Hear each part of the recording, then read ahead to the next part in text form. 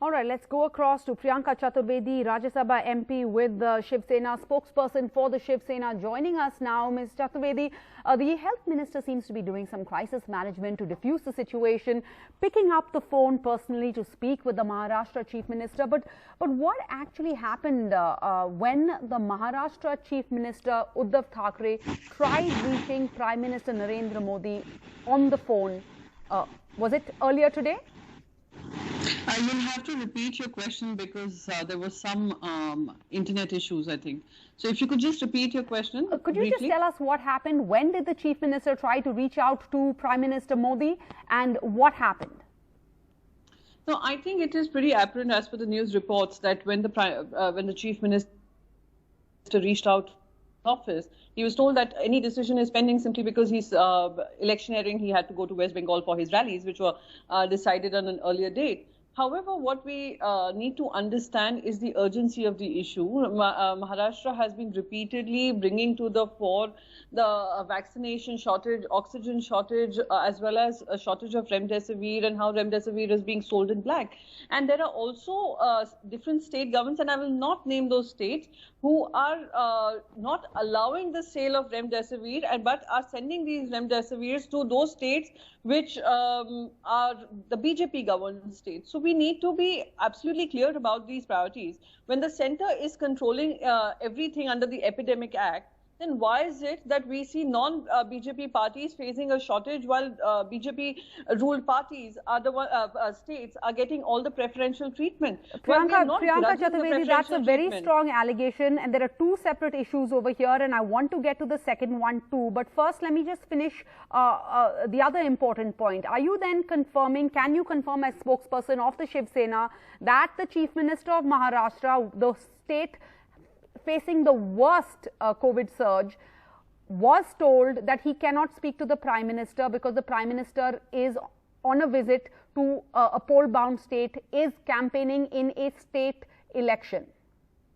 So, firstly, I don't even need to be a spokesperson of a party to confirm something like this. It is pretty apparent that the Prime Minister is busy campaigning in West Bengal. He has 6 public rallies which he is addressing today. And at the same time, it is also a given fact that the Chief Minister has been writing to the Prime Minister on various issues that we have been facing.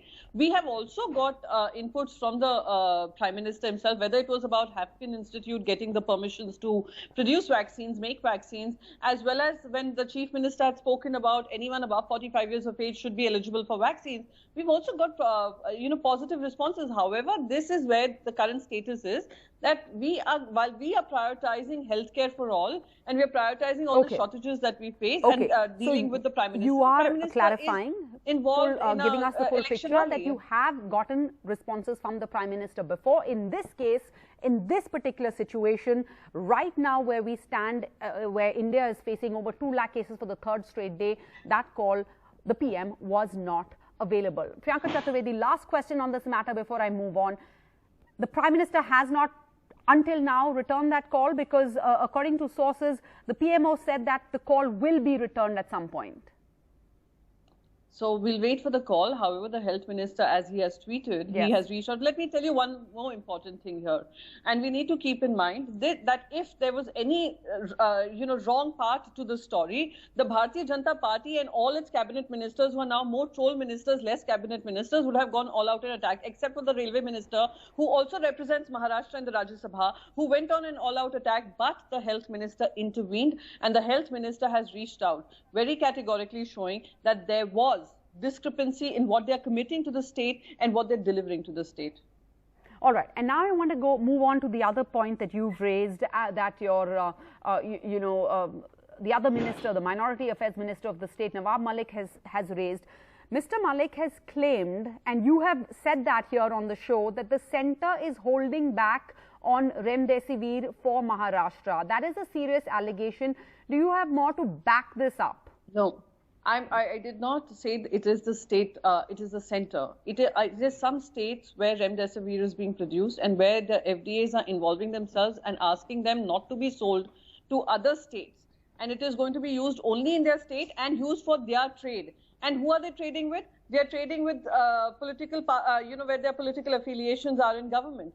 So that is what is wrong, inherently incorrect. And what Mr. Nawab Malik has categorically said is that 16 companies which are exporting and whose exports have been put on hold are being told not to sell to Maharashtra, otherwise their licenses will be cancelled. What kind of behavior is this? Are we some enemy nation? I mean, just because you don't have a government in the state, BJP is not in the government here, does not mean that you will have this kind of discrepancies or this kind of divisiveness among states as well. This does not work when you are centrally governing and controlling and regulating everything. And this does not work. You do not pitch one state against the other. Nowhere in the world this is happening. Only in India we see one state fighting another. Ashutosh Srivastav joins us, a political analyst and advocate with the Supreme Court, pro-BJP, Mumbai-based. Ashutosh Srivastava, you reside in Mumbai, so you know what the ground situation is, what the situation on the ground is. Your response to what Ms. Chaturvedi has just said? Yes, see, first of all, I am just a lawyer. I don't represent any political party as such. What I would like to say support here the BJP. Yes, but yes, I am not belonging sir, to any political party context. as such. But I just want to say one thing, that since this COVID situation is very bad everywhere, especially Mumbai and in Maharashtra and also the other parts of the country, we are all seeing even the dead bodies are being in the queue. The situation really is very bad. So whether it's a state government or the central government, I think their focus should be how to tackle with this kind of a situation. And we can see that most of the political parties, they are involved into the elections here and there. I feel that all the attention now should be given, to the people of this country, how these people can be protected, what actions should be taken by the government, and instead of blaming the central government to the state government to the central government to the state government, this is what is not required in the country at present. People want some sort of solution to what they are facing. Yes. All right.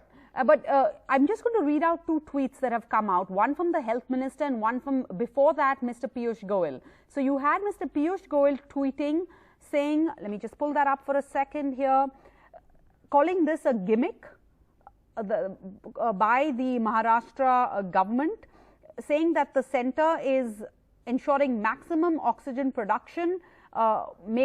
Nobody's disputing that, but he has called this a gimmick. He said Maharashtra so far received the highest quantity of oxygen in India, and the center is in touch with state governments to assess their needs. Then about an hour later, we hear the health minister tweeting with a very different tone, trying to calm tempers. But he tweets saying, I have reassured Uddhav Thackeray, the office of Uddhav Thackeray, of adequate, uninterrupted supply of medical oxygen and all possible support of healthcare infrastructure. Additional 1,121 ventilators are also being rushed to them given the surge in cases. So, Mr. Srivastav, going by the health minister's tweet, is that an admission that yes, there was a shortage both of medical oxygen and of ventilators? Yes, see, I mean, a health minister holding such an important position, and when he is tweeting it publicly, so obviously he would be making some sensible and responsible statement to the people of this country. But and when he's saying that contradicts what Piyush Goyal was saying. Yes, there could be some miscommunication between both of them. There could be, see, every time we don't see the exact figures and we, speak out, there could be some this thing. But as he's taking the responsibility, you reside in Mumbai. You know what the situation is on the ground. Would you agree with Mr. Piyush Goyal that this is a gimmick when the Maharashtra government says that there's a shortage of remdesivir, a shortage of medical oxygen supplies? That's a gimmick? See, we have been, even in the past, we have seen whenever there is such kind of a situation, it always happens that the state blaming the center and the center blaming the state. This is what we have seen as of now. But as I said, yes. So see, if state is saying something and the center is saying something else, so one has to then give the evidences of what has been done. The health minister has also responded. These are two central ministers who have responded very differently to what the chief minister's request has been for medical help, infrastructural help? I think whatever help is required to be given, whether it is, the BJP governed state or any other governed state, I think all the states should be treated equally. Whatever is the requirement of each and every state, that should be tried to be fulfilled. I know that it is very difficult to fulfill the entire requirement because this is something, a new kind of a pandemic which we all have faced suddenly. So not so suddenly, sir. It's been a year. We're in the second phase. Not so suddenly at all. We've been in this for a whole year. Yes, but I think the point that Priyanka Chaturvedi will agree with you on is the main takeaway from your last answer should be that all states should be treated equally, which is what Priyanka Chaturvedi has been saying all along. Thank you so much, Priyanka Chaturvedi, Ashutosh Srivastava, for joining us.